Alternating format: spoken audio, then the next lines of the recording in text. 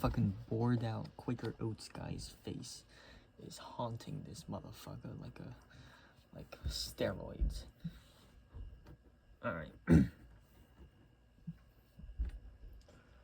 So, let's continue our streak of blogs. With another few chapters of Tim Martian. Yes, I love Tim Martian. Tim Martian is cool. Okay. Chapter 12 we are on. Watney slept peacefully in his bunk. He shifted slightly as some pleasant dream put a smile on his face. He'd done 3 EVAs the previous day, all filled with labor-intensive hob maintenance, so he slept deeper and better than he had in a long time.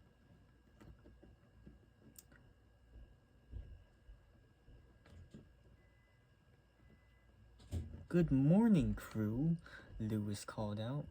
"It's a brand new day. Sol 6 up and at 'em." Watney added his voice to the chorus of groans. Oh, this is a flashback, I see. Come on, Lewis prodded. No griping. You got 40 minutes more sleep than you would have on Earth. Martinez was first out of his bunk. An Air Force man, he could match Lewis's Navy schedule with ease. "Morning, Commander," he said crisply. Johansson sat up, but made no further move towards the harsh world outside their blankets. A career software engineer, mornings were never her forte. Vogel slowly lumbered from his bunk, checking his watch.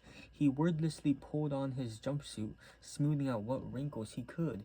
He sighed inwardly at the grimy feeling of another day without a shower. Ugh.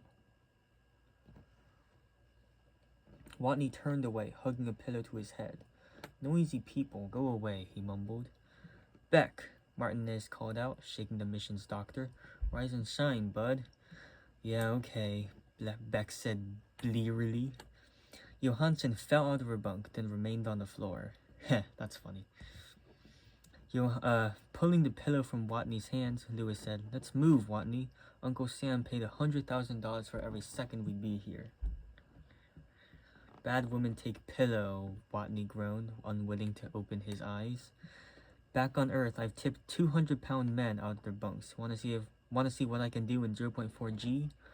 "No, not really," Watney said, sitting up. Having rousted? The fuck? Having rousted the troops, Lewis sat at the comm station to check overnight messages from Houston. Watney shuffled to the ration cupboard and grabbed a breakfast at random. "Hand me an eggs, will ya?" Martinez said. "You can tell the difference," Watney said, passing Martinez a pack. "Not really," Martinez said. "Beck, what do you have?" Watney continued. "Don't care," Beck said. "Give me whatever." Watney tossed the pack to him. "Vogel, your usual sausages?" "Yeah, please," Vogel responded. "You know you're a stereotype, right?" "I am comfortable with that," Vogel replied, taking the proffered breakfast. "Hey, sunshine," Watney called to Johansson. "Eating breakfast today?" Johansson grunted. "Pretty sure that's a no," Watney guessed. The crew ate in silence. Johansson eventually trudged to the ration cupboard and got a coffee packet. She clumsily added hot water, then sipped until wakefulness crept in.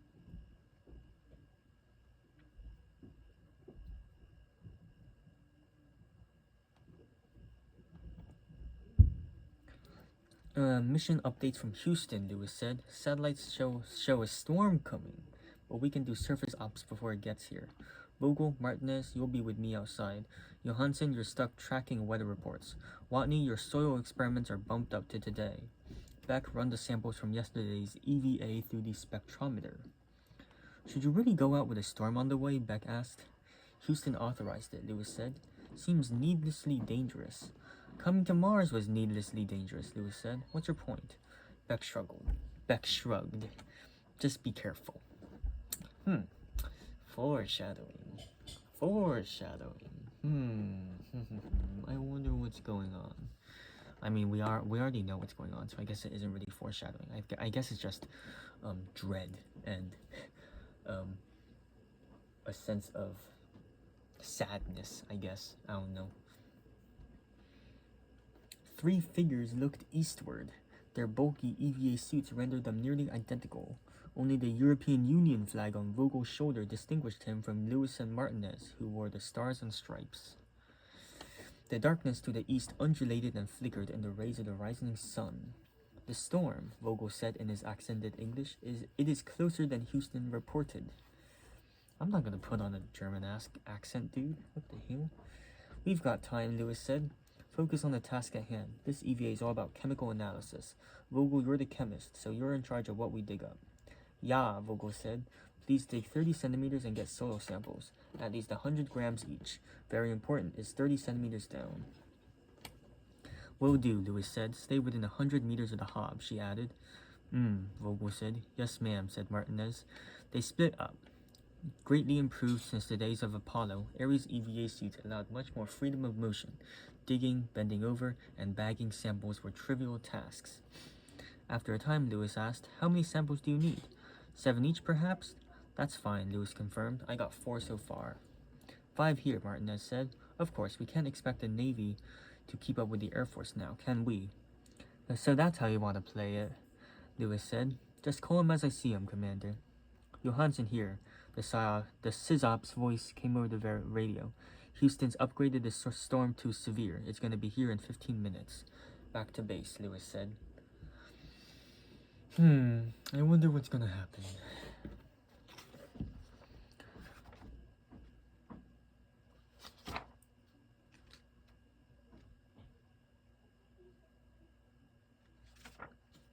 The hob shook in the roaring wind as the astronauts huddled in the center. Freudian slip over there. Fuck off. The hob shook in the roaring wind as the astronauts huddled in the center. All 6 of them now wore their flight spacesuits in case they had to scramble for an emergency takeoff in the MAV. Johansson watched her laptop while the rest watched her. Sustained winds over 100 kilometers per hour now, she said, gusting to 125. Jesus, we're gonna end up in Oz, Watney said. What's the abort wind speed? Technically 150 kilometers per hour, Watney said. Any more than that and the mob's in danger of tripping. Any predictions on the storm track? Lewis said. This is the edge of it, Johansson said, staring at her screen. It's gonna get worse before it gets better. The hob canvas rippled under the brutal assault as the internal supports bent and shivered with each gust.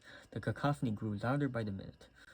All right, Lewis said. Prepare for abort. We'll go to the MAV and hope for the best. If the wind gets too high, we'll launch. Leaving the hob in pairs, they grouped up outside airlock 1. The driving wind and sand battered them, but they were able to stay on their feet. Visibility is almost 0, Lewis said. If you get lost, home in on my suit's telemetry. The wind's going to be rougher away from the hob, so be ready. Pressing to the gale, they stumbled towards the MAV, with Lewis and Beck in the lead, and Watney and Johansson bringing up the rear. Hey, Watney panted. Maybe we could shore up the MAV, make tipping less likely. How? Lewis huffed. We could use cables from the solar farm. As guy lines. He wheezed for a few moments, then continued. The rovers could be anchors. The trick would be getting the line around the flying wreckage slammed Watney, carrying him off into the wind. Watney, Johansson exclaimed. What happened? Lewis said. Something hit him, Johansson reported. Watney report, Lewis said. No reply. Watney report, Lewis repeated. Again she was met with silence. He's offline, Johansson reported. I don't know where he is. Commander, Beck said. Before we lost telemetry, his decompression alarm went off. Johansson, Lewis exclaimed. Where did you last see him? He was right in front of me, and then he was gone, she said. He flew off due west. Okay, Lewis said. Martinez, get to the MAV and prep for launch. Everyone else, home in on Johansson. Dr. Beck, Vogel said as he stumbled through the storm. How long can a person survive decompression? Less than a minute, Beck said, emotion choking his voice. I can't see anything, Johansson said as the crew crowded around her. Line up and walk west, Lewis commanded. Small steps. He's probably prone. We don't want to step over him. Staying in sight of one another, they trudged through the chaos. Martinez fell into the MAV airlock and forced it closed against the wind. Once it pressurized, he quickly doffed his suit. Having climbed the ladder to the crew compartment, he slid into the pilot's couch and booted the system. Grabbing the emergency launch checklist with one hand, he flicked switches rapidly with the other. One by one, the systems reported flight-ready status. As they came online, he noticed one in particular. Commander, he radioed, the MAV's got a 7-degree tilt. It'll tip at 12.3. Copy that, Lewis said. Johansson, Beck said, looking at his arm's computer. Watney's biomonitor said something before going online. My computer just says bad packet. I have it too, Johansson said. It didn't finish transmission. Some data's missing and there's no checksum. Give me a sec. Commander, Martinez said. Message from Houston. We're officially scrubbed. The storm's definitely going to be too rough. Copy, Lewis said. They sent that 4.5 minutes ago, Martinez continued. We're looking at satellite data from 9 minutes ago. Understood, Lewis said. Continue prepping for launch. Copy, Martinez said. Beck, Johansson said. I have the raw packet. It's plain text. BP0PR0, TP 36.2. That's as far as it got. Copy, Beck said morosely. Blood pressure 0, pulse rate 0, temperature normal.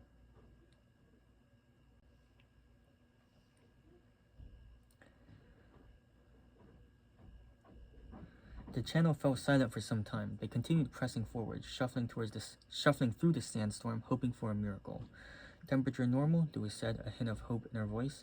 It takes a while Beck stammered. It takes a while to cool. Commander, Martinez said, tilting at 10.5 degrees now, with gusts pushing it to 11. Copy, Lewis said. Are you at pilot release? Affirmative, Martinez replied. I can launch any time. If it tips, can you launch before it completely falls over? Martinez said, not expecting the question. Yes, ma'am. I'd take manual control and go into full throttle. Then I'd nose up and return to pre-programmed ascent. Copy that, Lewis said. Everyone home in on Martinez's suit. That'll get you to the MAV airlock. Get in and prepare for launch. What about you, Commander? Beck asked. I'm searching a little more. Get moving. And Martinez, if you start to tip, launch. You really think I'd leave you behind? Martinez said. I just ordered you to, Lewis replied. You three get to the ship. They reluctantly obeyed Lewis's order and made their way towards the MAV. The punishing wind fought them every step of the way.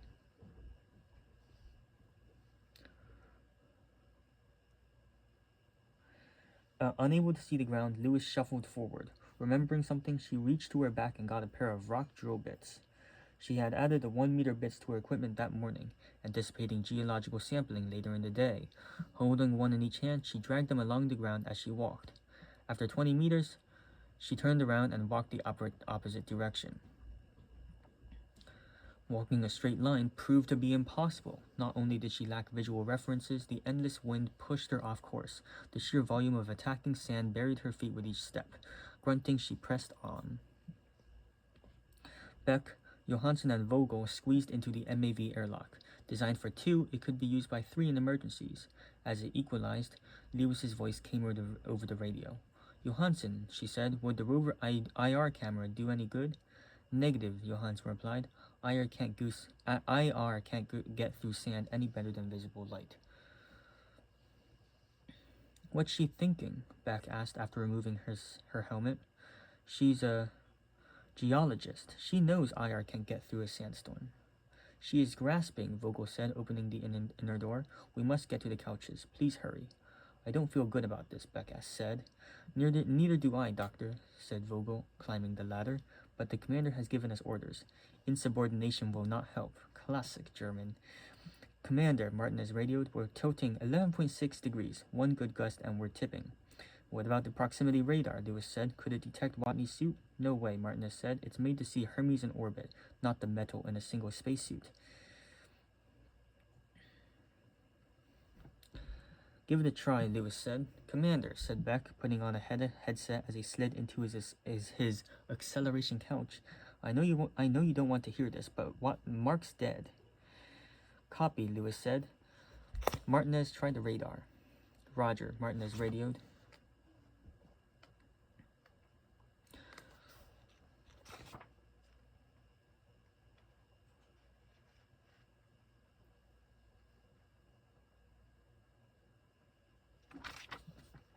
He brought the radar online and waited for it to complete a self-check. Glaring at Beck, he said, "What's the matter with you?" "My friend just died," Beck answered, "and I don't want my commander to die too." Martinez gave him a stern look. Turning his attention back to the radar, he radioed, "Negative contact on proximity radar." "Nothing?" Lewis asked. "It can barely see the hob," he replied. "The sandstorm's ruining everything. Even if it wasn't, there's not enough metal in—" "Crap! Strap in," he yelled to the crew. "We're tipping." The Mav creaked as it tilted faster and faster. 13 degrees, Johansen called out from her couch. Buckling his restraints, Vogel said, "We are far past balance. We will not rock back." "We can't leave her," Beck yelled. "Let it tip. We'll fix it."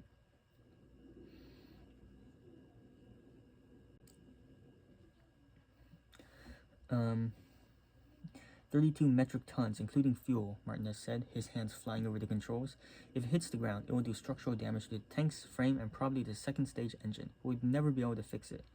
"You can't abandon her," Beck said. "You can't." "I've got one trick. If that doesn't work, I'm following her orders." Bringing the orbital maneuvering system online, he fired a sustained burn from the nose cone array. The small thrusters fought against the lumbering mass of the slowly tilting spacecraft. "You are firing the OMS?" Vogel asked. "I don't know if it'll work. We're not tipping very fast," Martinez said. "I think it's slowing down." "The aerodynamic caps will have automatically ejected," Vogel said. "It will be a bumpy ascent with 3 holes in the side of the ship." "Thanks for the tip," Martinez said, maintaining the burn and watching the tilt readout. "Come on." "Still 13 degrees, Johansen reported. "What's going on up there?" Lewis radioed. "You went quiet. Respond." "Stand by," Martinez replied. 12.9 degrees, Johansen said. "It is working," Vogel said. "For now," Martinez said. "I don't know if maneuvering fuel will last." 12.8 now, Johansen supplied. "OMS fuel at 60%, Beck said. How much do you need to dock with Hermes?" 10% if I don't screw anything up, Martinez said, adjusting the thrust angle. 12.6, Johansen said. "We're tipping back." "Or the wind died down a little," Beck postulated. "Fuel at 45%. "There is danger of damage to the vents," Vogel cautioned. The OMS was not made for prolonged thrusts." "I know," Martinez said. "I can dock without nose vents if I have to." "Almost there," Johansen said. "Okay, we're under 12.3. "OMS cutoff," Martinez announced, terminating the burn.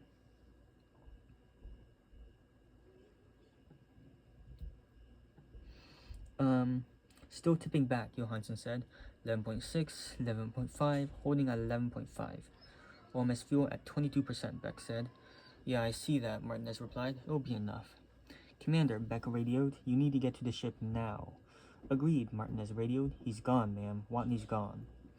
The 4 crewmates awaited their commander's response. "Copy," she finally replied. "On my way."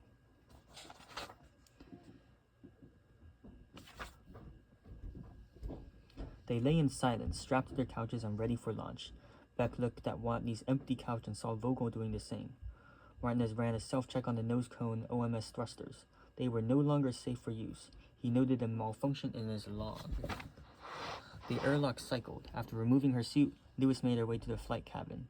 She wordlessly strapped into her couch, her face a frozen mask. Only Martinez dared speak. "Still at pilot release," he said quietly, "ready for launch." Lewis closed her eyes and nodded. "I'm sorry, Commander," Martinez said. You need to verbally launch," she said. "Yes, ma'am," he replied, activating the sequence. The retaining clamps ejected from the launch gantry, falling to the ground. Seconds later,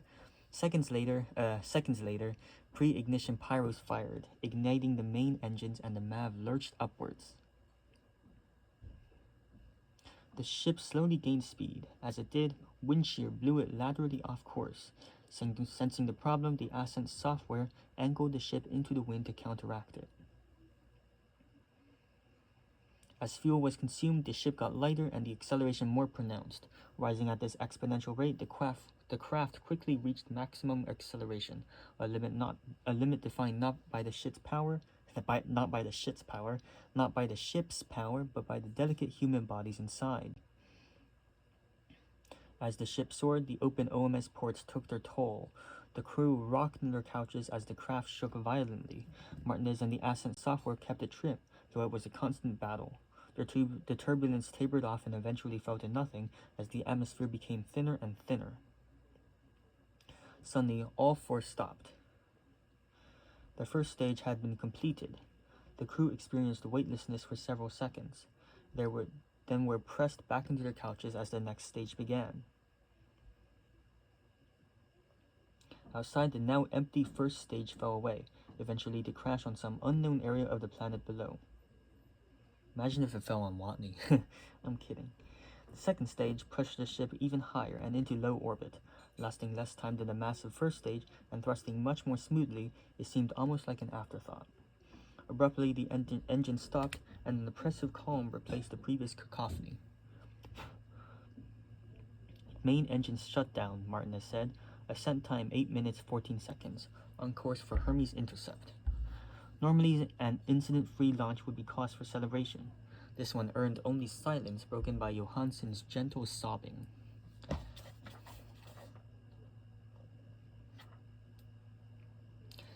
And there's a break. 4 months later. Beck tried not to think about the painful reason he was doing zero-G plant growth experiments. He noted the size and shape of the fern leaves, took photos, and made notes. Having completed his science schedule for the day, he checked his watch. Perfect timing. The data dump would be completing soon. He floated past the reactor to the Semicone A ladder. Traveling feet first along the ladder, he soon had to grip it in earnest as the centripetal force of the rotating ship took hold. By the time he reached Semicone A, he was at 0.4 G. No mere luxury, the centripetal gravity of Hermes kept them fit. Without it, they would have spent their first week on Mars barely able to walk. Zero-G exercise regimens could keep the heart and bones healthy, but none had been devised that would give them full function from Sol 1.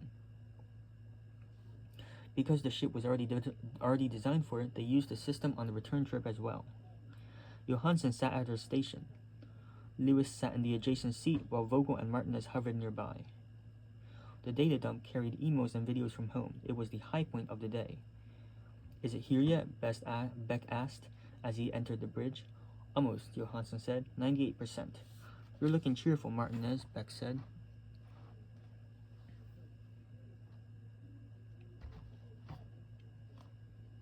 My son turned 3 yesterday, he beamed. Should be some pics of the party. How about you?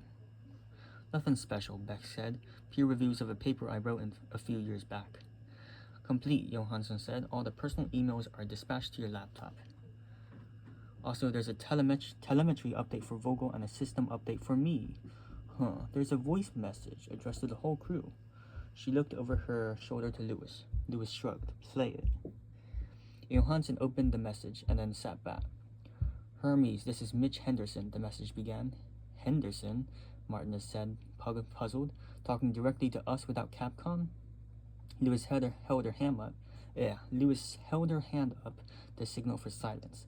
I have some news, Mitch's voice continued.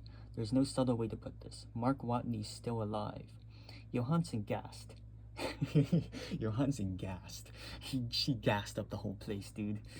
She was holding that in, man. Okay. Johansen gasped. What? Beck stammered. Vogel stood with his mouth agape as a shocked expression swept across his face. Martinez looked to Lewis. She leaned forward and pinched her chin. I know that's a surprise, Mitch continued. I know you'll have a lot of questions. We're going to answer those questions, but for now, I'll give you the basics. He's alive and healthy. We found out 2 months ago and decided not to tell you. We even censored personal messages. I was strongly against all that. We're telling you now because we finally have communication with him and a viable rescue plan.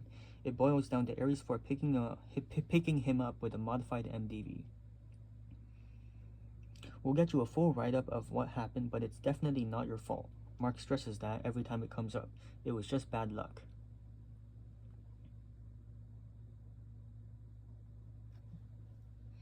Take some time to absorb this.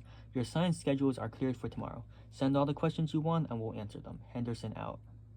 The messages end. Russ, stunned silence to the bridge. He's alive, Martinez said, and then smiled. Vogel nodded excitedly. He lives. Johansen stared at the screen in wide-eyed disbelief. Holy crap, Beck laughed. Holy crap, Commander, he's alive. I left him behind, Lewis said quietly. The celebration ceased immediately as the crew saw their commander's expression. But, Beck began, we all left together. You followed orders, Lewis interrupted. I left him behind, in a barren, unreachable, God-forsaken wasteland. Beck looked to Martinez pleadingly. Martinez opened his mouth, but could find no words to say. Lewis trudged off the bridge. Interesting.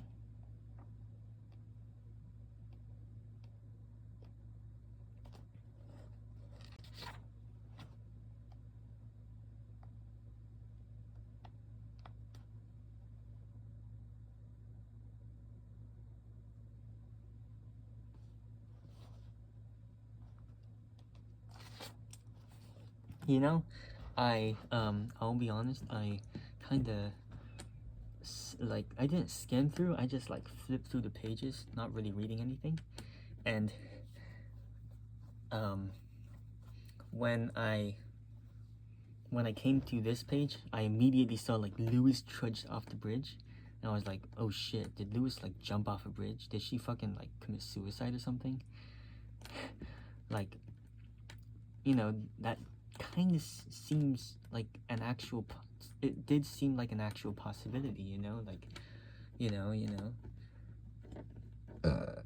But now that I read it, it's just her, like, like, you know, going somewhere inside the spaceship. Not really. It's just, you know, it's not suicide. It's just she's, like, going from one place to another. How do I describe this in a way that isn't, like, alluding to suicide? It's not suicide, not at all. But I guess there's some, like, maybe unintended similarity with trudging off a bridge, you know, in the act of taking one's own life, and the act of, like, you know, like, navigating through a spaceship bridge, you know? I don't know. Chapter 13. I mean, now that I look back on it, I guess it would be kind of preposterous for a classroom edition version of The Martian to have suicide in it. That would be pretty fucking weird. That would be pretty traumatic, I guess. So, yeah. What if that happened in the original book, though? I don't know.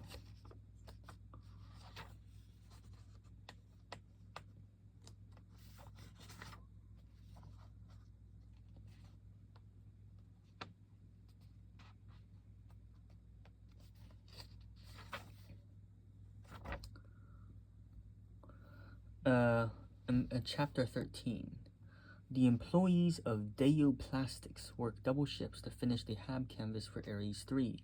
There was talk of triple shifts if NASA increased the order again. No one minded. The overtime pay was spectacular and the funding was limitless. Woven carbon thread ran slowly through the press, which sandwiched it between polymer sheets. The completed material was folded 4 times and glued together. The resulting thick sheet was then coated with soft resin and taken to the hot room to set. That's some italicized introduction. I don't know what that's all about. Log entry Sol 114. Now that NASA can talk to me, they won't shut the hell up. They want constant updates on every Hobbs system, and they've got a room full of people trying to micromanage my crops.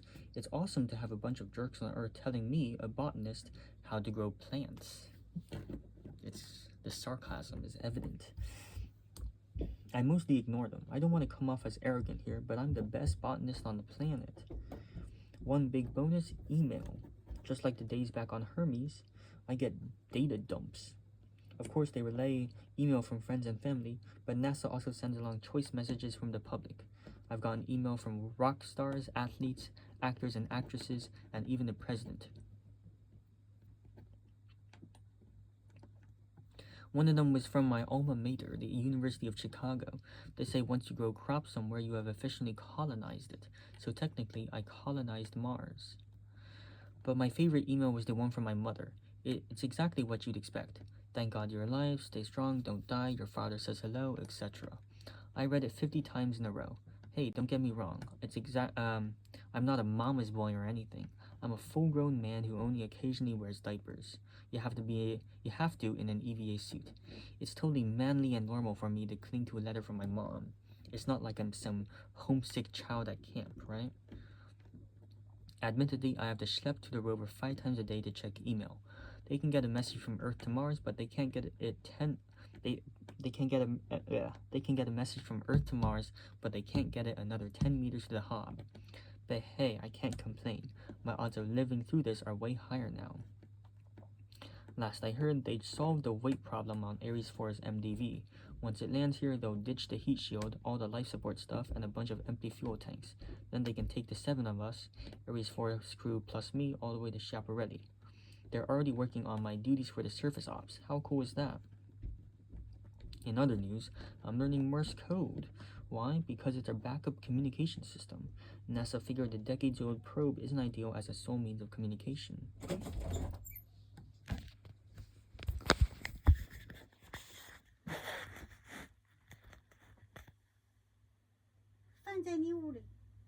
Hay your lemon juice.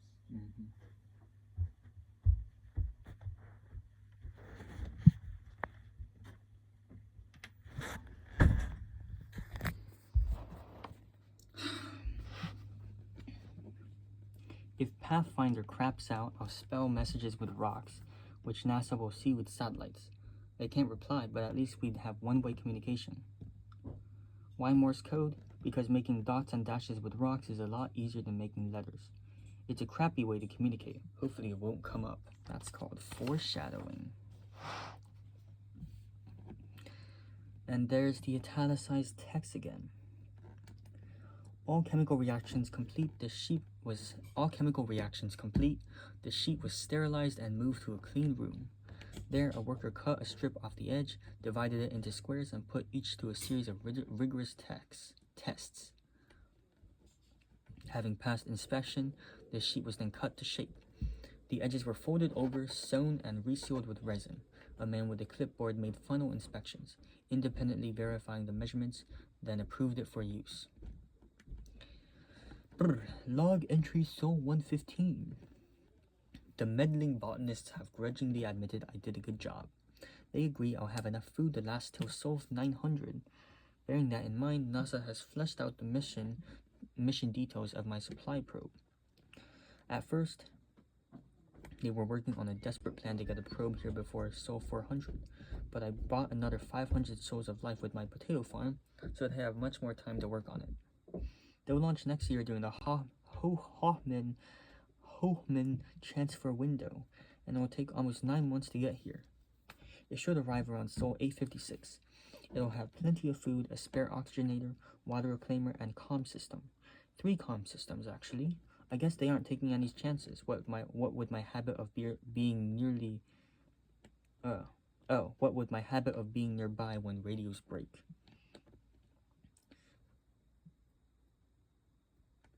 Got my first email from Hermes today. NASA's been limiting direct contact. I guess they're afraid I'll say something like, "You abandoned me on Mars, you jackasses." I know the crew was surprised to hear from the ghost of Mars missions past, but come on. I wish NASA was less of a nanny sometimes. Anyways, they finally let one email through from the commander. Watney, obviously, we're very happy to hear you survived. As the person responsible for your situation, I wish there was more I could do to directly help. But it looks like NASA has a good rescue plan. I'm sure you'll continue to show your incredible resourcefulness and get through this. Looking forward to buying you a beer back on Earth. Lewis.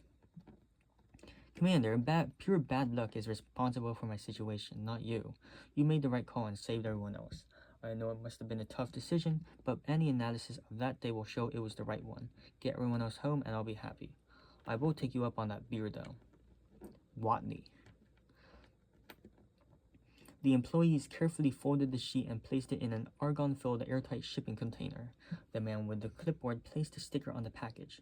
Project Ares 3, Hob Canvas, sheet AL-102. The package was placed on a charter plane and flown to Edwards Air Force Base in California. It flew abnormally high at great cost of fuel to ensure a smoother flight. Upon arrival, The package was carefully transported by special convoy to Pasadena. Once there, it was moved to the JPL spacecraft assembly facility. Over the next 5 weeks, engineers in white bodysuits assembled pre-supply 309. It contained AL-102, as well as 12 other Hob canvas packages. Log entry SO 116. It's almost time for the second harvest. But yup, I wish I had a straw hat and some suspenders. My reseed of the potatoes went well. I'm beginning to see that crops on Mars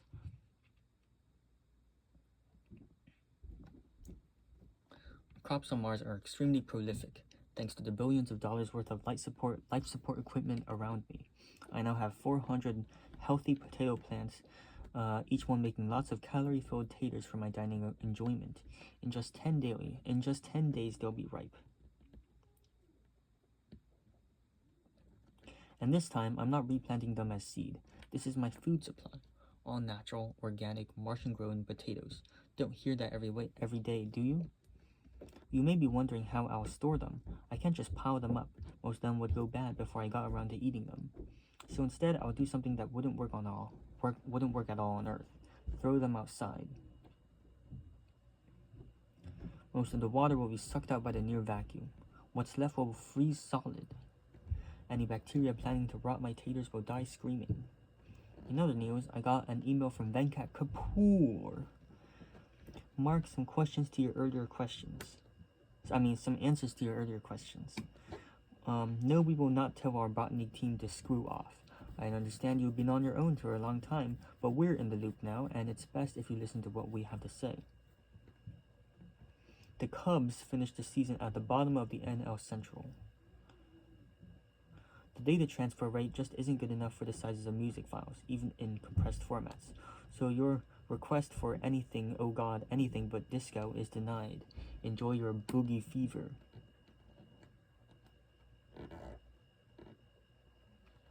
Also, an uncomfortable side note, NASA is putting together a committee. They want to see if there were any avoidable mistakes that led to you being stranded. Just a heads up, they may have questions for you later on. Keep us posted on your activities.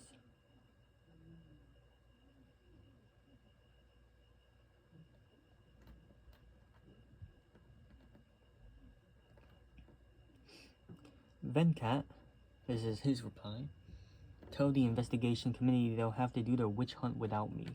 And when they inevitably blame Commander Lewis, I'll be advised that I'll publicly refute it. I'm sure the rest of the crew will do the same. Also, please tell them that each and every one of their mothers is a prostitute. Watney. P.S. They're sisters, too. The pre-supply probes for Ares 3 launched on 14 consecutive days. Oh yeah, this is italicized text. Ugh. The pre-supply probes for Ares 3 launched on 14 consecutive days during the Hoffman transfer window. Pre-supply 309 was launched third. The 251-day trip to Mars was uneventful, needing only 2 minor course adjustments. After several aero-braking maneuvers to slow down, it made its final descent towards Acidalia Planitia. First, it endured re-entry via a heat shield. Later, it released a parachute and detached the now expanded shield. Once its onboard radar detected it was 30 meters from the ground, it cut loose the parachute and inflated balloons all around its hull. It fell unceremoniously to the surface, bouncing and rolling until it finally came to rest. Deflating its balloons, the onboard computer reported the successful landing back to Earth. Then it waited 23 months. Log entry SO 117.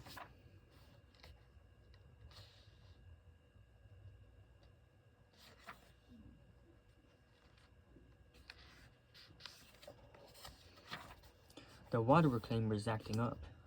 6 people will go through 18 liters of water per day, so it's made to process 20. But lately it hasn't been keeping up. It's doing 10 tops. Do I generate 10 liters of water per day? No, I'm not the urinating champion of all time. It's the crops. The humidity inside the hob is a lot higher than it was designed for, so the water reclaimer is constantly filtering it out of the air. I'm not worried about it. If need be, I can pee directly onto the plants. The plants will take their share of water and the rest will condense on the walls. I could make something to collect the condensation,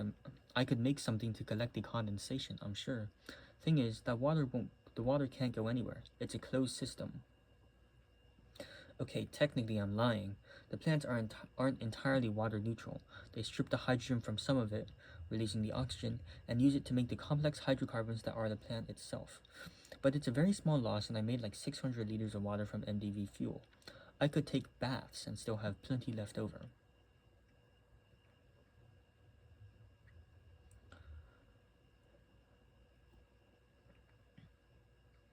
NASA, however, is absolutely beside itself. They see the water reclaimer as a critical survival element. There's no backup, and they think I'll die instantly without it. To them, equipment failure is terrifying. To me, it's Tuesday. So instead of preparing for my harvest, I have to make extra trips to and from the rover to answer their questions. Every new message instructs me to try some new solution and report the results back. So far, as we worked out, it's not the electronics, refrigeration system, instrumentation, or temperature. I'm sure it'll turn out to be a little hole somewhere. Then NASA will have 4 hours of meetings before telling me to cover it up with duct tape.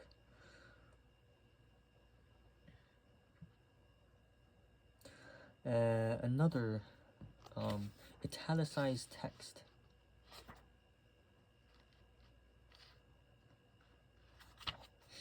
Lewis and Beck opened Pre-Supply 309. Working as best they could in their bulky EVA suits, they removed the various portions of Hob canvas and laid them on the ground. Their 3 entire pre-supply probes were dedicated to the Hob. Following a procedure they had practiced hundreds of times, they efficiently assembled the pieces. Special seal strips between the patches ensured airtight mating. Mating? After erecting the main structure of the Hob,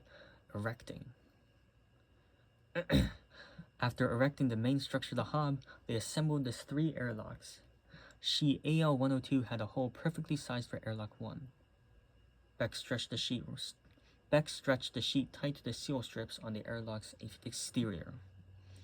Once all airlocks were in place, Lewis flooded the Hob with air, and AL-102 felt pressure for the first time. Lewis and Beck waited an hour. No pressure was lost. The setup had been perfect. Log entry Sol 118. My conversation with NASA about the water reclaimer was boring and riddled with technical details, so I'll paraphrase for you. Me, this is obviously a clog. How about I take it apart and check the internal tubing? NASA, after 5 hours of deliberation.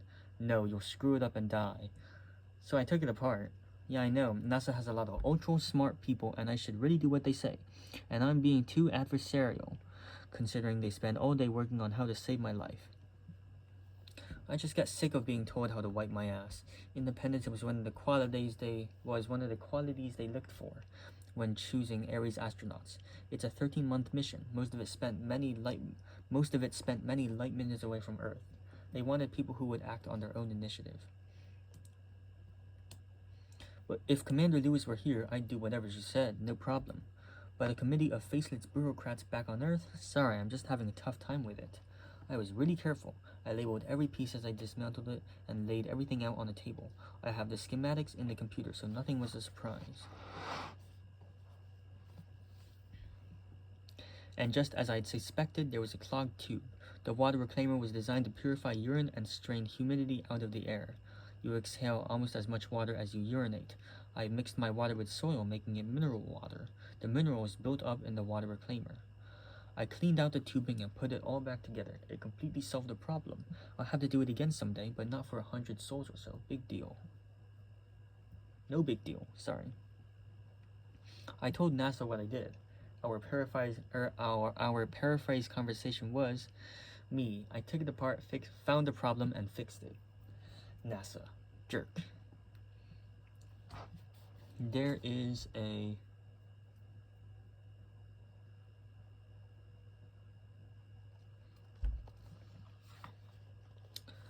Okay.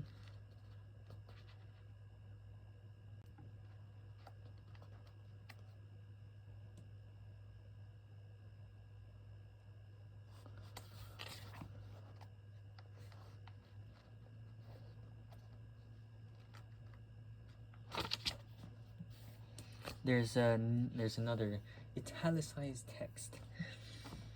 AO-102 shuddered in the brutal storm. Withstanding forces far greater than it was designed for, it rippled violently against the airlock's seal strip. Other sections of canvas undulated along their seal strips together, acting as a single sheet, but AO-102 had no such luxury. The airlock barely moved, leaving AO-102 to take the full force of the tempest. The layers of plastic, constantly bending, heated the resin from pure friction. The new, more yielding environment allowed the carbon fibers to separate. AO-102 stretched. Not much, only 4 millimeters. But the carbon fibers, usually 500 microns apart, now had a gap 8 times that width in their midst. After the storm abated, the lone remaining astronaut performed a full inspection of the hob. But he didn't notice anything amiss. The weak part of canvas was concealed by a seal strip. Designed for a mission of 31 souls, AO-102 continued well past its planned expiration. Soul after soul went by, with the lone astronaut traveling in and out of the hab almost daily. Airlock 1 was closest to the rover charging station, so the astronaut preferred it to the other two. When pressurized, the airlock expanded slightly.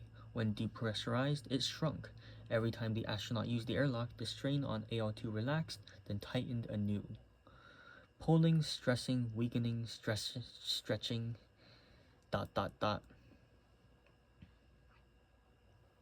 Log entry Sol 119. I woke up last night to the hob shaking. The medium-grade sandstorm ended as suddenly as it began. It was only a Category 3 storm with 50 km/h winds. Nothing to worry about. Still, it's a bit disconcerting to hear howling winds when you're used to utter silence. I'm worried about Pathfinder. If the sandstorm damaged it, I'll have lost my connection to NASA. Logically, I shouldn't worry. The thing's been on the surface for decades. A little gale won't do any harm. When I head outside, I'll confirm Pathfinder's still functional before moving on to the sweaty, annoying work of the day. Yes, with each sandstorm comes the inevitable cleaning of the solar cells, a time-honored tradition among hearty Martians such as myself. It reminds me of growing up in Chicago and having to shovel snow. I'll give my dad credit. He never claimed it was to build character or teach me the value of hard work. Snow blowers are expensive, he used to say. You're free. Once I tried to appeal to my mom. Don't be such a wuss, she suggested. In other news, it's 7 souls till the harvest, and I still haven't prepared. For starters, I need to make a hoe. Also, I need to make an outdoor shed for the potatoes. I can't just pile them up outside. The next major storm will cause the Great Martian Potato Migration. Oh, I can't just pile them up outside, or else the next major storm would cause the Great Martian Potato Migration. Anyways, all that will have to wait. I got a full day today. After cleaning the solar cells, I have to check the whole solar array to make sure the storm didn't hurt it. Then I'll need to do the same for the rover. I better get started.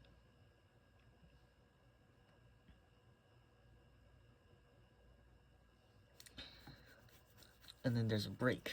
You know what's gonna happen, man. You know what's gonna fucking happen.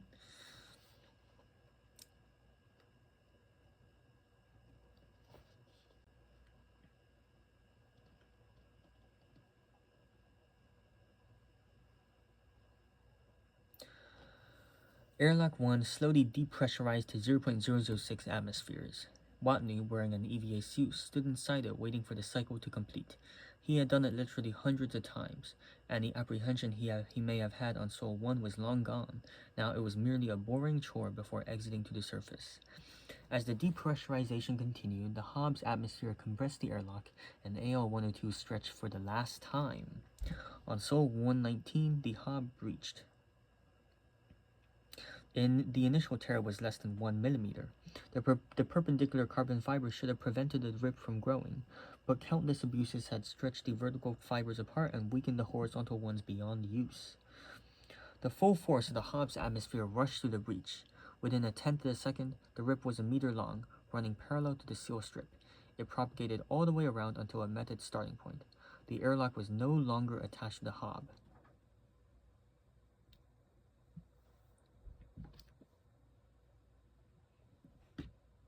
The unopposed pressure launched the airlock like a cannonball as the Hobbs atmosphere explosively escaped through the breach.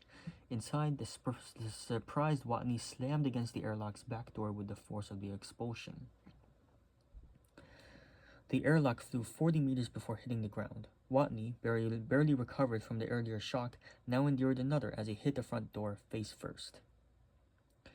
His faceplate took the brunt of the blow, the safety glass shattering into hundreds of small cubes. His head slammed against the inside of the helmet, knocking him senseless. The airlock tumbled about the surface for another 15 meters. The heavy padding of Watney's suit saved him from many broken bones. He tried to make sense of the situation, but he was barely conscious. Finally done tumbling, the airlock rested on its side amidst a cloud of dust. Watney, on his back, stared blankly upwards to the hole in his shattered faceplate. A gash in his forehead trickled blood down his face. Regaining some of his wits, he got his bearings. Turning his head to the side, he looked through the back door's window. The collapsed hab rippled in the distance, a junkyard of debris strewn across the landscape in front of it. Then a hissing sound reached his ears. Listening carefully, he realized it was not coming from his suit. Somewhere in the phone booth-sized airlock, a small breach was letting air escape. Oh right, he's still in the airlock. He listened intently to the hiss, then he touched his broken faceplate. Then he looked out the window again. "You kidding me?" he said.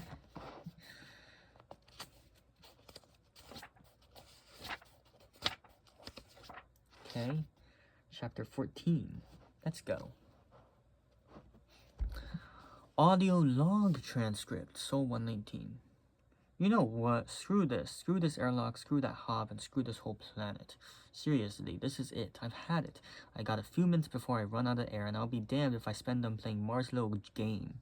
So I'm so sick of it I could puke. All I have to do is sit here. The air will leak out and I'll die. I'll be done. No more getting my hopes up, no more self-delusion, and no more problem solving. I've had it. More like you've hobbed it. Audio log transcript, Soul 119-2. Sigh. Okay, I've had my tantrum and now I have to figure out how to stay alive. Again. Okay, let's see what I can do here. I'm in the airlock. I can see the hob out the window. It's a good 50 meters away. Normally the airlock is attached to the hob, so that's a problem. The airlock is on its side and I can hear a steady hiss, so either it's leaking or there are snakes in here. Either way, I'm in trouble. What do you think, Watney? Which one is that?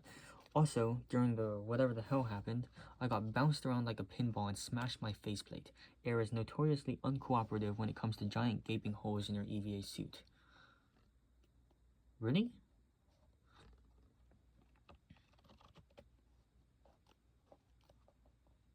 Looks like the hob is completely deflated and collapsed, so even if I had a functional EVA suit to leave the airlock with, I wouldn't have anywhere to go. So that sucks. I gotta think for a minute, and I have to get out of this EVA suit. It's bulky and the airlock is cramped. Besides, it's not like it's doing me any good. Audio log transcript, Soul 119-3.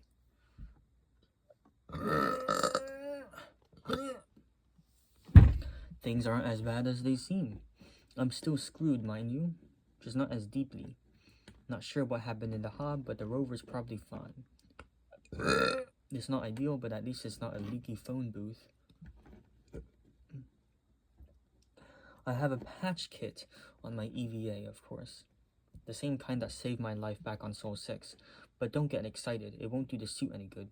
The patch kit is a cone-shaped valve with super sticky resin on the wide end.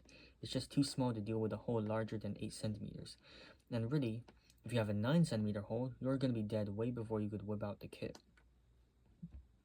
Still, it's an asset and maybe I can use it to stop the airlock leak.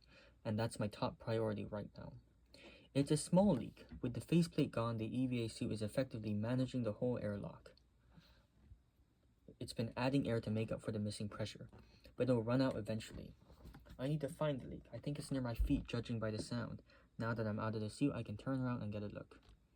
I don't see anything. I can hear it, but it's down here somewhere, but I don't know where. I can only think of one way to find it. Start a fire.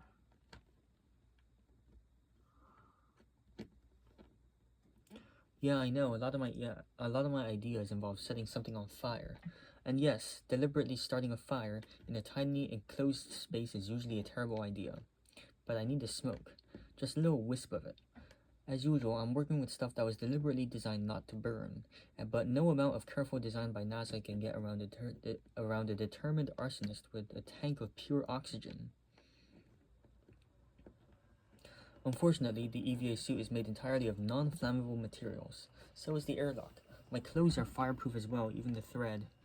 I was originally planning to check the solar array, doing repairs as needed after last night's storm, so I have my toolbox with me. But looking through it, I see it's all metal or non-flammable plastic. I just realized I do have something flammable. My own hair. It'll have to do. There's a sharp knife in the toolkit. I'll shave some arm hairs off into a little pile.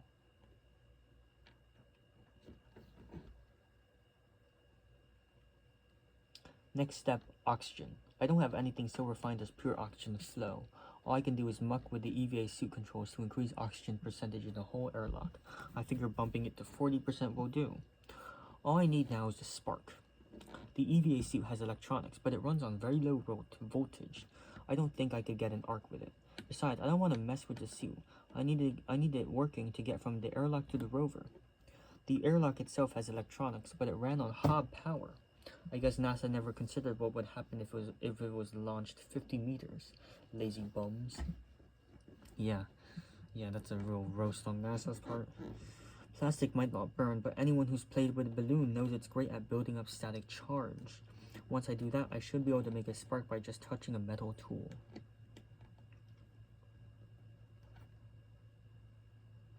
Fun fact, this is exactly how the Apollo 1 crew died. Wish me luck. Audio logs transcript Sol 119.4. I'm in a box full of burning hair smell. It's not a good smell. On my first try, the fire lit, but the smoke just drifted randomly around. My own breathing was screwing it up, so I held my breath and tried again. My second try, the EVA suit threw everything off. There's a gentle flow of air coming out the faceplate as the suit constantly replaces the missing air. So I shut the suit down, held my breath, and tried again. I had to be quick. The pressure was dropping. My third try, the quick arm movements I used to set the fire messed everything up. Just moving around makes enough turbulence to send the smoke everywhere. The fourth time, I kept the suit turned off, held my breath, and when the time came to light the fire, I did it very slowly. Then I watched as a little wisp of smoke drifted towards the floor of the airlock, disappearing through a hairline fracture. I have you now, little leak. I gasped for air and turned the EVA suit back on. The pressure had dropped to 0.9 atmospheres during my little experiment, but there was plenty of oxygen in the air for me and my hair fire to breathe. Oh, plenty of oxygen in the air for me and my hair fire to breathe. The suit quickly got things back to normal.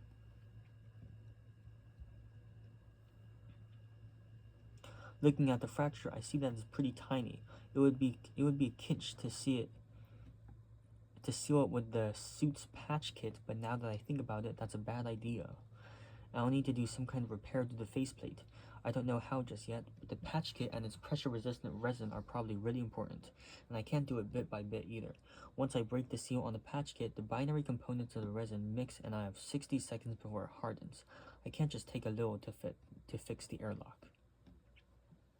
Given time, I might be able to come up with a plan for the faceplate. Then I could take a few seconds during that plan to scrape resin over the airlock fracture. But I don't have time. I'm down to 40% of my N2 tank. I need to seal that fracture now, and I need to do it without using the patch kit. First idea, little Dutch boy. I'm licking my palm and placing it over the crack. Okay, I can't quite make a perfect seal, so there's airflow. Getting colder now, getting pretty uncomfortable. Okay, screw this. On to idea number 2, tape. I have duct tape in my toolbox. Let's slap some on and see if it slows the flow. I wonder how long it will last before the pressure rips it. Putting it on now. There we go, still holding. Let me check the suit. Read out, say the pressure is stable. Looks like the duct tape made a good seal. Let's see if it holds.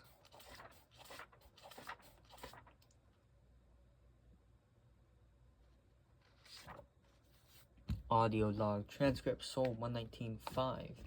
What a busy day. It's been 15 minutes and the tape is still holding. Looks like the problem is solved. Sort of anticlimactic, really.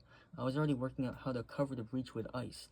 I have 2 liters of water in the EVA suit's hamster feeder. I could have shut off the suit's heating systems and let the airlock cool to freezing. Then well, whatever. Could have done it with ice, I'm just saying. Alright, on to my next problem. How do I fix the EVA suit? Duct tape might seal a hairline crack, but it can't hold an atmosphere of pressure against the size of my broken faceplate. The patch kit is too small, but still useful. I could spread the resin around the edge of where the faceplate was, and then stick something on to cover the hole. Problem is, what do I use to cover the hole? Something like that can stand up to a lot of something that can stand up to a lot of pressure. Looking around, the only thing I see that can hold an atmosphere is the EVA suit itself. There's plenty of material to work with, and I can even cut it. Remember when I was cutting hob canvas into strips? Those same shears are right here in my toolkit.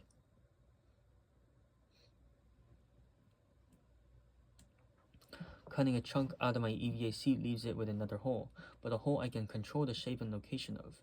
Yeah, I think I see a solution here. I'm gonna cut off my arm.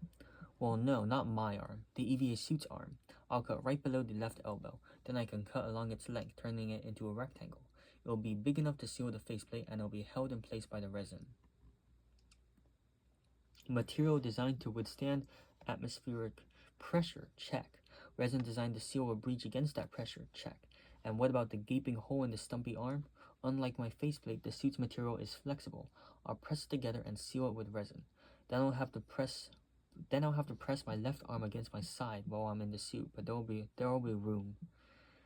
I'll be spreading the resin pretty thin, but it's literally the strongest adhesive known to man, and it doesn't have to be a perfect seal. It just has to last long enough for me to get to safety. And where will that safety be? Not a clue. Anyways, one problem at a time. Right now I'm fixing the EVA suit.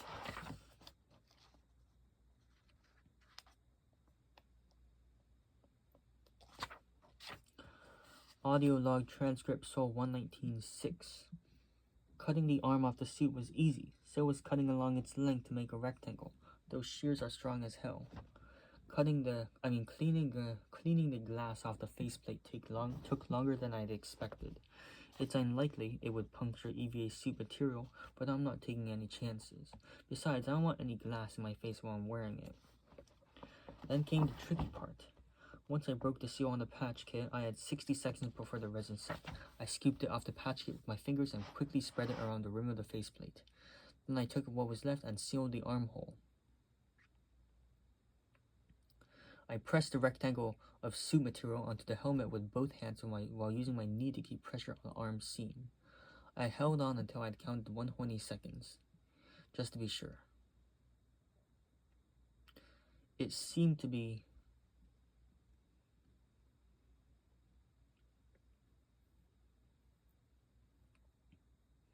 work well. The seal held strong and the resin was rock hard. I did, however, glue my hand to the helmet. In retrospect, using my fingers to spread the resin wasn't the best plan. However, my left hand was still free. After some grunting and a lot of profanities, I was able to reach the toolbox. And once I got a screwdriver, I chiseled myself free, feeling really stupid the whole time. It was a delicate process because I didn't want to flay the skin off my fingers. I had to get the screwdriver between the helmet and the resin. I freed my hand and didn't draw blood, so I called that a win. Though I'll have hardened resin on my fingers for days, just like a kid who played with crazy glue. Using the ARM computer, I had the suit overpressurized to 1.2 atmospheres. The faceplate patch bowed outward, but otherwise held firm. The arm filled in, threatening to tear the new seam, but stayed in one piece. Then I watched the readouts to see how airtight things were. Answer, not very.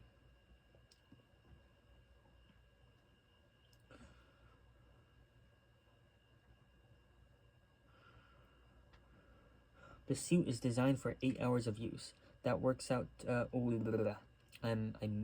absolutely skipped something.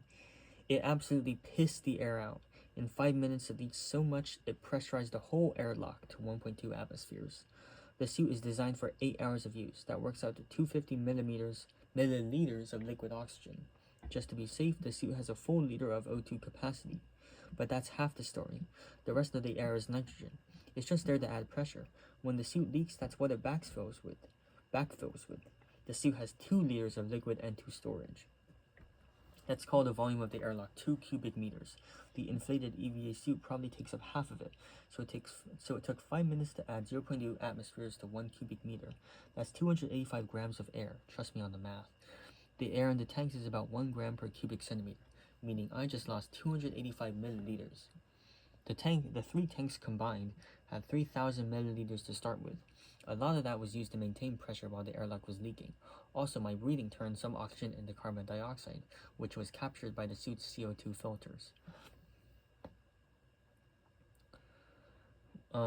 Checking the readouts, I see that I have 410 milliliters of oxygen, 638 milliliters of nitrogen. Together, they make almost 1,150 milliliters to work with. That divided by 285 milliliters lost per minute. Once I'm out of the airlock, this EVA suit will only last 4 minutes. Crap. Audio log transcript Sol 119.7. My throat is killing me.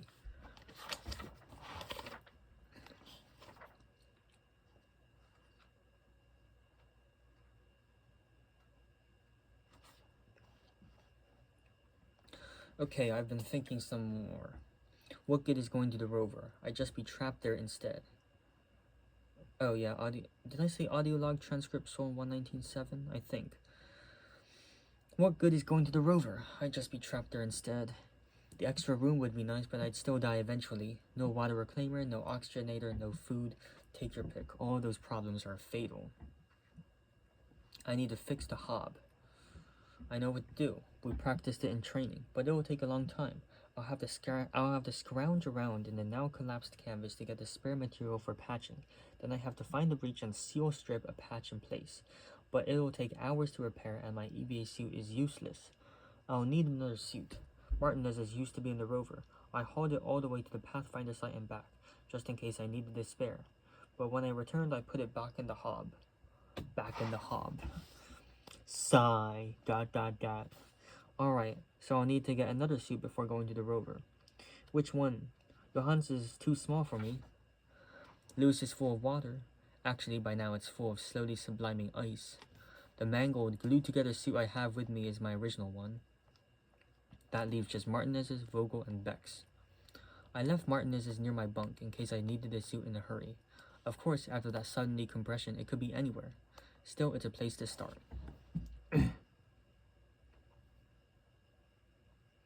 Next problem, I'm like 50 meters from the hob.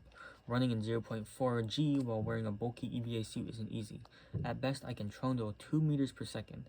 That's a precious 25 seconds, almost an eighth of my 4 minutes. I've got to bring that down. But how?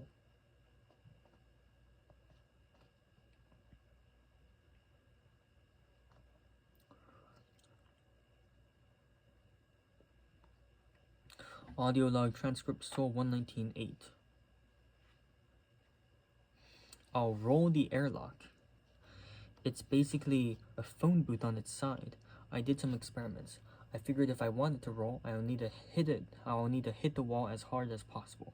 And I have to be in the air at that time. I can't press against some other part of the airlock. The forces would cancel each other out and I wouldn't move at all. First, I tried launching myself off one wall and slamming into the other. The airlock slid a little, but that's it.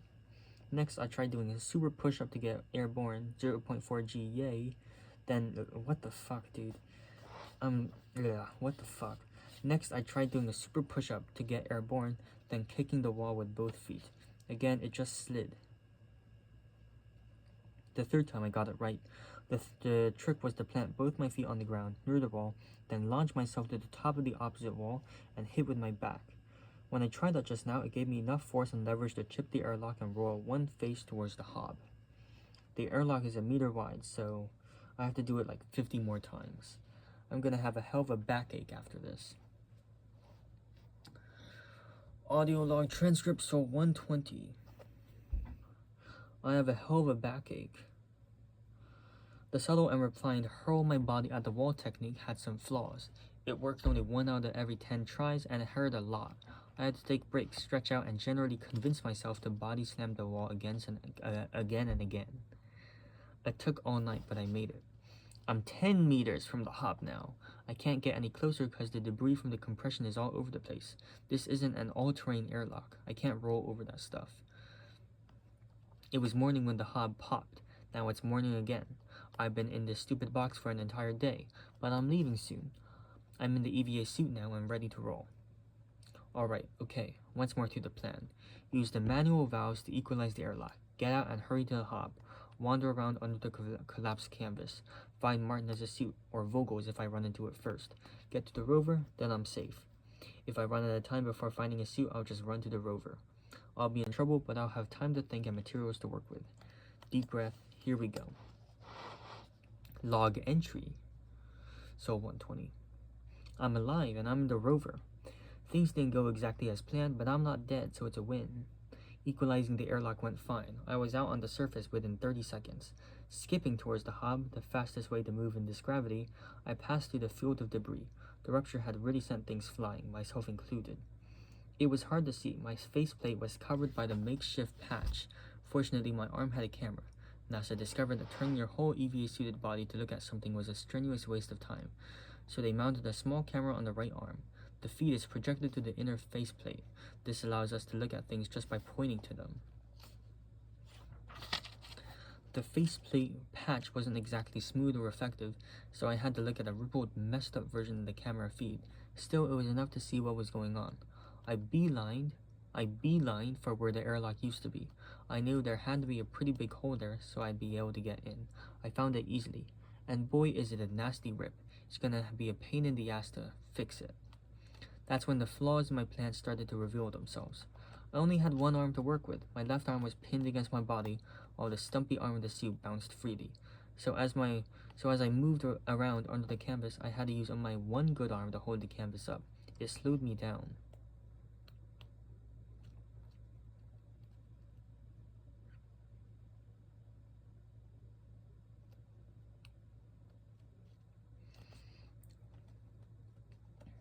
From what I could see, the interior of the hob is chaos. Everything's moved. Entire tables and bunks are meters away from where they started.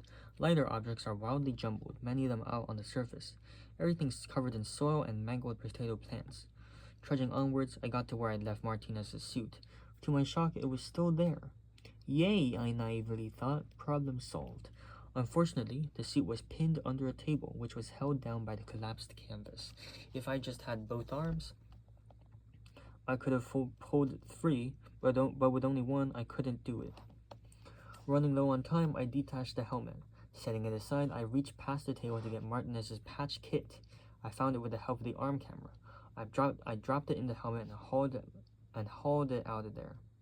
I barely made it to the rover in time. My ears were popping from pressure loss just as the rover's airlock filled with wonderful 1 atmosphere air. Crawling in, I collapsed and panted for a moment. So I'm back in the rover, just like I was on the Great Pathfinder Recovery Expedition. Ugh, at least this time it smells a little better. NASA's probably pretty worried about me by now. They probably saw the airlock move back to the hub, so they know I'm alive, but they want status. And as it happens, it's the rover that communicates with Pathfinder. I tried to send a message, but Pathfinder isn't responding. That's not a big surprise. It's powered directly from the hub, and the hub is offline. During my brief panic scramble outside, I saw that Pathfinder was right where I left it, and the debris didn't reach that far out. It should be fine once I get it some power. As for my current situation, the big gain is the helmet. They're interchangeable, so I can replace my broken one with Martinez's. The stumpy arm is still an issue, but the faceplate was the main source of leaks, and with the fresh patch kit, I can seal the arm with more resin. But that can wait. I've been awake for over 24 hours. I'm not in any immediate danger, so I'm going to sleep. Log entry Sol 121.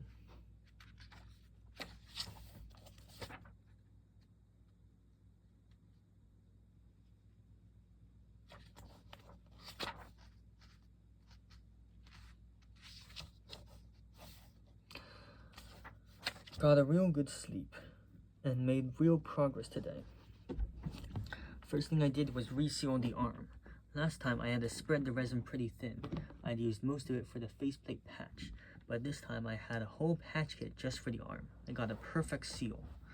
I still only had a one-arm suit, but at least it didn't leak. I'd lost most of my air yesterday, but I had a half hour of oxygen left. Like I said, a human body doesn't need much oxygen. Maintaining pressure was the problem. With that much time, I was able to take advantage of the rover's EVA tank refill, something I couldn't do with the leaky suit. The tank refill is an emergency measure. The expected use of the rover is to start with full EVA suits and come back with air to spare. But it wasn't designed for long trips or even overnighters.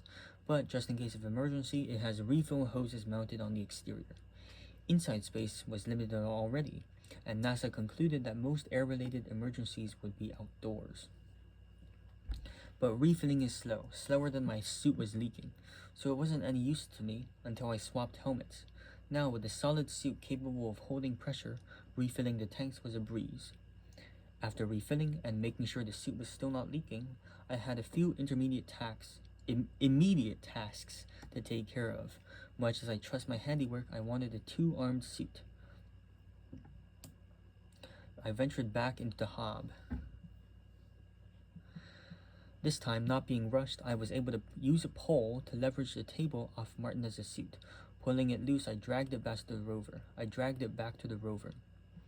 After a thorough diagnostic to be sure, I finally had a fully functional EVA suit. It took me 2 trips to get it, but I got it. Tomorrow, I'll fix the hob.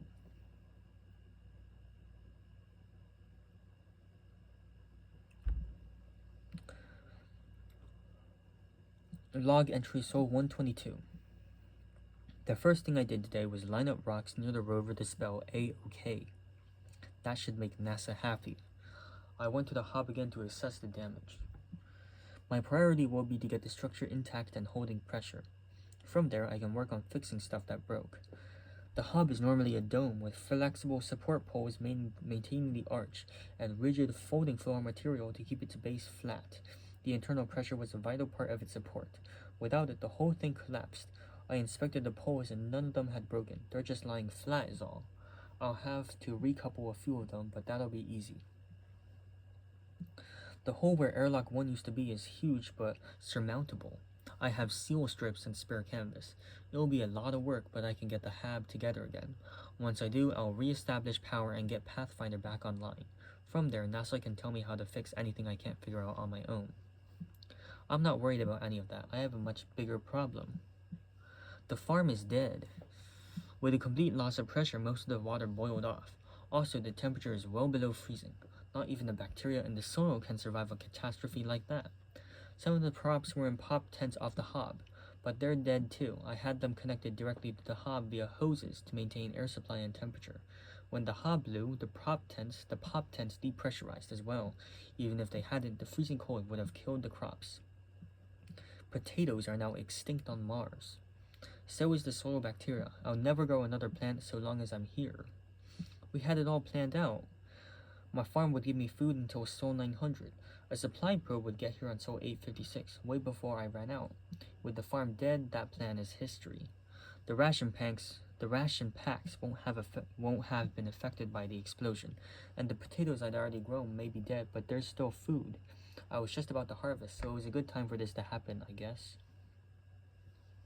The rations will last me until Sol 400.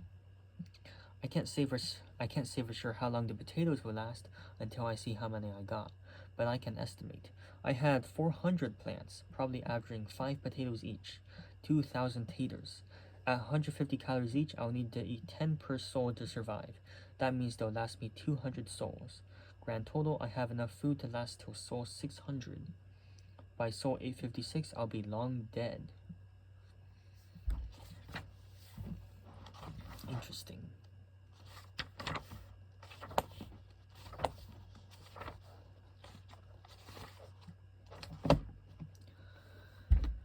Okay. I'm about halfway through this book, by the way. Okay. I'm not gonna read anymore for this blog, because my throat is about to fucking self-destruct. Actually, it's about to become a desert. That's what it is. It's about to grow cacti, and it's about to fill up with sand.